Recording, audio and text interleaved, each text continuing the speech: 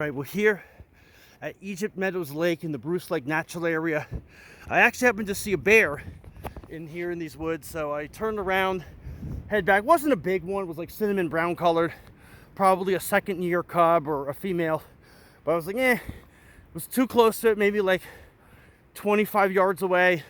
No real point in getting much closer, going through its territory.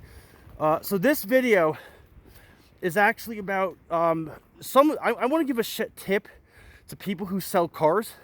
If you're going to be a car salesperson, I don't know what it is that they teach you over there, but y'all are like got the sleaziest tactics. So you cannot assume that just because somebody shows up at your dealership is that they're automatically looking to buy a car. Yeah, they probably are, but they may just be browsing, just looking, and I've had multiple bad experiences. So without going into every story, here's the highlights.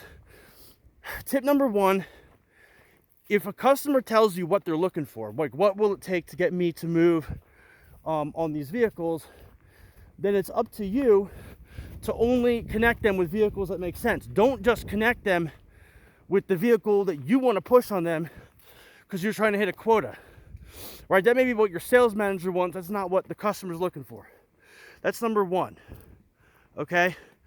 Then number two is if a customer tells you what it, following up on that point, and you say like, and the customer's like, reach out when you got a vehicle that meets my needs, you should, oh, hello, we got someone with the dog here.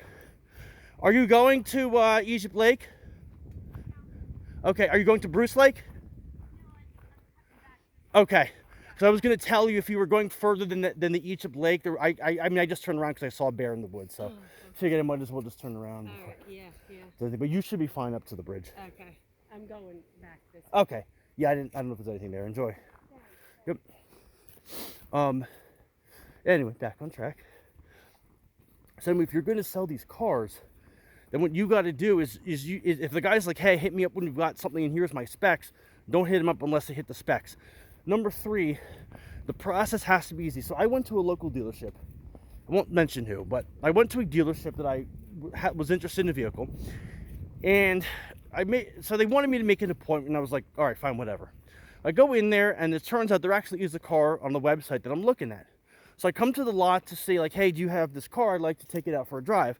Well, no, it's actually some other property. Why don't we get you in a car, and we'll drive you over there, right, as a courtesy, while we tell you what car to look at. And you know damn well they're just going to harass you and guilt you, like, oh, we gave you this ride to this place, why don't you just walk off with it today? And I was like, you know what, it's a beautiful day, and it wasn't even necessarily today, but that particular day was a beautiful day, and I was just not in the mood to waste a good day to get pressured into buying a vehicle that may or may not be the fit, but I know how these people are.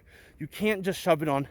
So that's your tip. Then my third and final tip, then I'll wrap this video up, is you gotta, if a customer has a car and they're gonna trade it in, you've got to offer a fair trade in value. Some of these dealerships, they like to rip you off. They will gouge you to the moon for a used vehicle, but when it comes to buying back your vehicle, suddenly these guys got the alligator arms. Oh, we can't buy your thing. They'll try to jip you and say like, oh, your car is only worth scrap parts. And it's like, dude, my car, Kelly Blue Book, has it valued at like 5 times what you're trying to pay. But they play these games because they don't really want to pay anything, but they want to gouge you for high profit. So it's a shame Carvana collapsed. I can actually see the value of not having to buy through a dealer. I think, obviously, I know that there's people who buy independently. So that's my tips. So my tips for the day are, if you're a car salesman, number one, you should only try to match a customer to a car they're looking for. Number two, you should, if the customer comes in and you want to stay in touch, don't connect with them unless they've got a car that they're looking for. And number three, you have to do your best. I understand you're trying to make money and hit your quota, but you got to offer a fair deal to the customer.